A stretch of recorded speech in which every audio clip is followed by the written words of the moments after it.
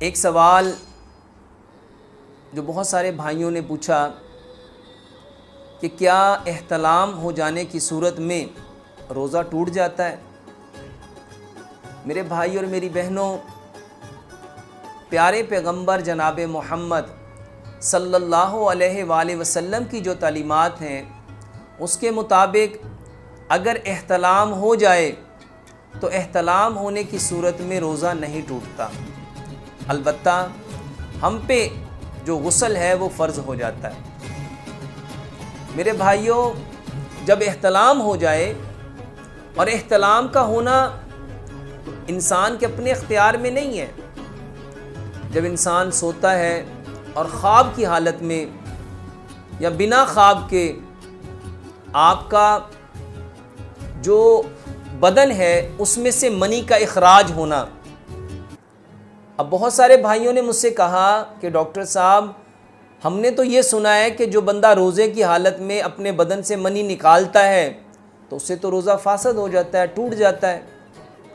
میرے بھائیوں، سونے کی حالت میں جو منی ہمارے بدن سے نکلتی ہے وہ ہمارے اختیار میں نہیں ہے، وہ تو خواب کی صورت میں یا بنا خواب کی صورت میں جو منی نکل گئی، جو آپ نے اپنے ہاتھ سے یا اپنی شہوت سے یا آپ نے اپنے کسی ایسے عمل سے، رگڑ سے اس منی کو نہیں نکالا، بلکہ آپ سوئے ہوئے تھے، آپ خواب کی حالت میں تھے، آپ نیند کی حالت میں تھے، اس نیند کی حالت میں جو منی نکل جاتی ہے، ایسی حالت میں روزہ نہیں ٹوٹتا۔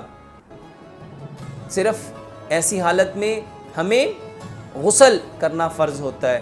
میرے بھائیوں، اگر ہم اپنی منی کو اپنے ہاتھ سے نکالتے ہیں یا رگڑ کے سوتے ہوئے اپنے اعضائے تناسل میں رگڑ پیدا کر کے اس سے اپنی منی کو خارج کرتے ہیں، جان بوجھ کے اپنی منی کا جو اخراج کرنا ہے، میرے بھائیوں، اس سے روزہ ٹوٹتا ہے۔ وہ خود بخود نیند کی حالت میں اگر یہ عمل ہو گیا ہے تو ایسی حالت میں روزہ نہیں ٹوٹتا، اور نہ ہی اس روزے کی کوئی قضا ہوتی ہے۔ میرے بھائیوں، جب روزہ ٹوٹا ہی نہیں تو اس کی قضا کیسی ہوگی؟ میرے بھائی اور میری بہنوں، ہمیں اپنے بچوں کی تربیت کرنی ہے، ان کو بتلانا ہے کہ کس حالت میں روزہ ٹوٹتا ہے اور کس حالت میں روزہ نہیں ٹوٹتا۔